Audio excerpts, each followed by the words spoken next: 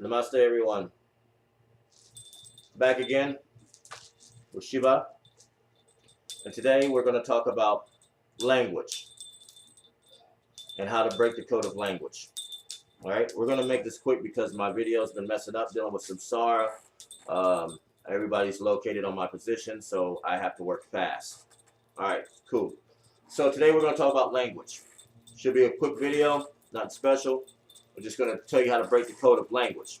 All right, so besides my last video that messed up on me, which was on a good roll, we like doing things in one take because this is what it is. It's truth. There's code in language. Every language speaks a code, whether it be English, German, Spanish, Latin, you name it. There's code in language. And you got to be able to break the code in language. So there's like a dark undertone and a divine undertone in language that everybody speaks in.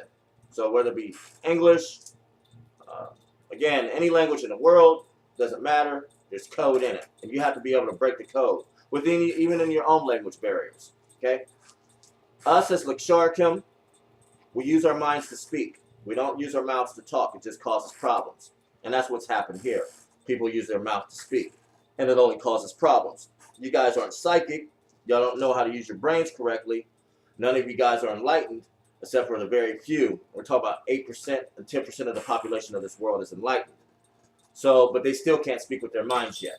Because mind, language, is absolute thought and cannot lie.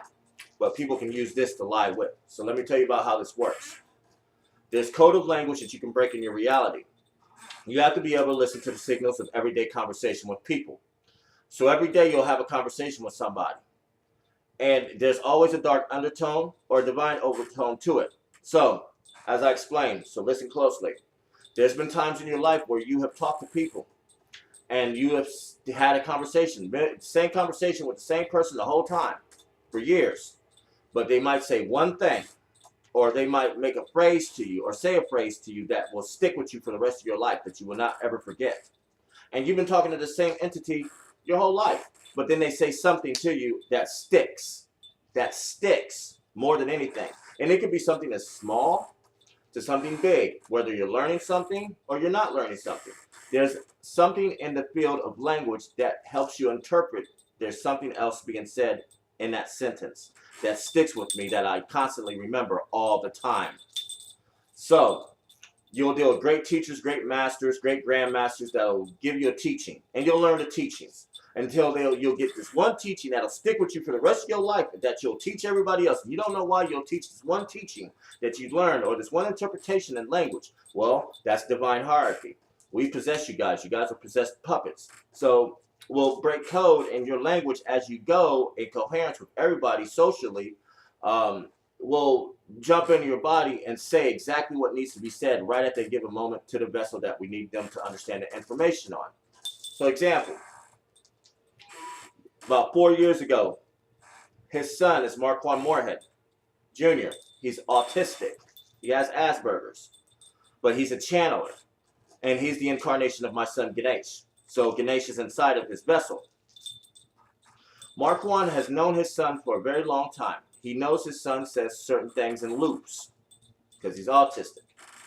Till one day he was working in the studio in the basement, and his son did something that Marquand Sr. has never seen or heard of, but it stuck with him. And this is why we need him to make music. So he broke the code of language. His son put his hand on his shoulder and looked him deep in his eyes and said, "Dad, whatever you do, do not stop making beats. Whatever you do, Dad, do not stop making beats. Do not stop making beats, Dad. Whatever you do, do not stop making beats." And he repeated it to his dad. Now, Marquand looked at his son and was like, "That's not my son. That's not my boy. My son would never say anything like that out of the spur of the moment for no apparent reason. That's not my kid." He knew it.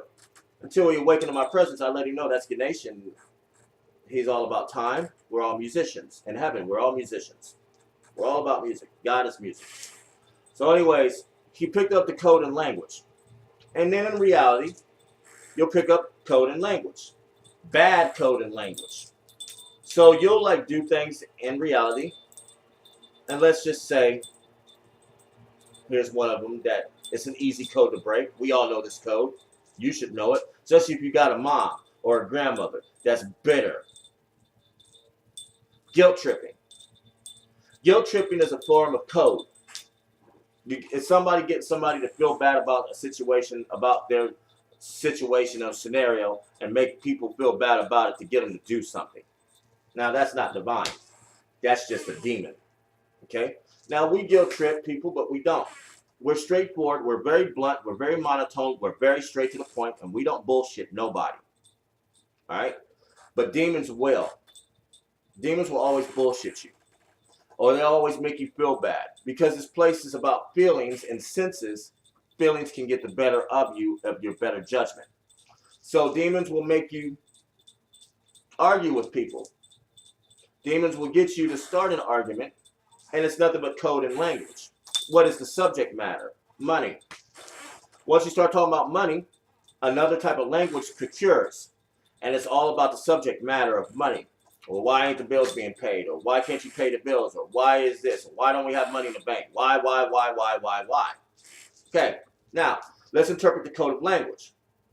Why is not good code. It's demonic. Why? It's demons. If, it's demons.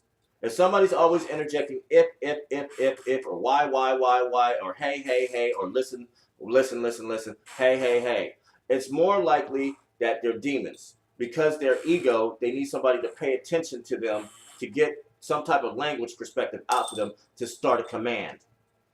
So people always do this all the time in here. They'll guilt trip somebody into doing something against their will. Or they'll tell somebody, I love you, to get them to do something that's against their will. You have to be careful with language in here because language is interpreted very, very, very bluntly to everybody in here. It's nothing but signals and impulses that you're taking visually and harmonically, audio-wise. So you have to pay attention to the audio of everybody you talk to and communicate with. What's that old saying? Can't bullshit a bullshitter. Okay? What's that old saying? Eyes is windows to the soul. You should be able to see this. Okay, so my computer's messing up. Guys, as I wrap this up real quick, it's one of the quickest videos I got because I got to fix my computer and I'm doing shit too late in the field, and my field is being affected by what you're observing on this feed. That there's nothing wrong with my computer, there's nothing wrong with my camera, but guess what? And I got plenty of memory on my computer. It's a gaming tower, but I got to do shit early from what Siva explained because it's damn near 12 o'clock in the afternoon to affect you. So again, guys, language, there's a lot of shit in language that you got to interpret, okay? And we might do a part 2 to this because the field is affecting me and it's affecting my equipment. So peace out, guys. Shivoham, Shivoham, Shivoham, Shivoham, Shivoham.